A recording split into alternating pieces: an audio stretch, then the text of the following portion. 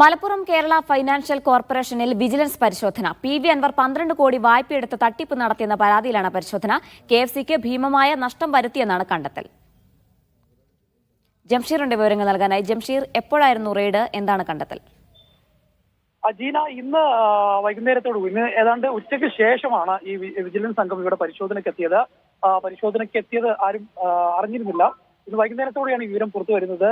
ഈ മലപ്പുറം KFCയിൽ നിന്ന്, അതായത് കേരള ഫിനാൻഷ്യൽ കോർപ്പറേഷനിൽ നിന്ന് ഉദ്യോഗസ്ഥരെ സ്വാധീനിച്ച് PV അൻവർ ഏതാണ്ട് 12 കോടിയോളം വായ്പ എടുത്തു എന്നുള്ളതാണ് പരാതി. ഈ വായ്പ എടുത്തതിൽ പണം തിരിച്ചടച്ചില്ല എന്നുള്ളതാണ്. 2015 12 കോടി എടുത്തത്. ഇപ്പോൾ ആ തുക ഏതാണ്ട് 22 കോടിയോളം ആയിട്ടുണ്ട്. 1 രൂപ പോലും തിരിച്ചടച്ചിട്ടില്ല എന്നതാണ്. KFCക്ക് ഭീമമായ നഷ്ടം വരുത്തി എന്നുള്ള പരാതിയുടെ അടിസ്ഥാനത്തിലാണ് ഇപ്പോൾ ഇത്തരത്തിൽ വിജിലൻസ് ഒരു പരിശോധന നടത്തിയിരിക്കുന്നത്. ചില രേഖകളും വിജിലൻസ് സംഘം കണ്ടെത്തിയിട്ടുണ്ട് എന്നാണ് പറയുന്നത്. തിരുവനന്തപുരത്ത് നിന്നുള്ള വിജിലൻസിന്റെ പ്രത്യേക സംഘമാണ് ഇന്ന് പരിശോധന നടത്തിയിട്ടുള്ളത്. ഇപ്പോൾ അല്പം മുമ്പ് ഈ സംഘം ഇവിടെ നിന്ന് മടങ്ങുകയും ചെയ്തിട്ടുണ്ട്. ശരി ജംഷീർ.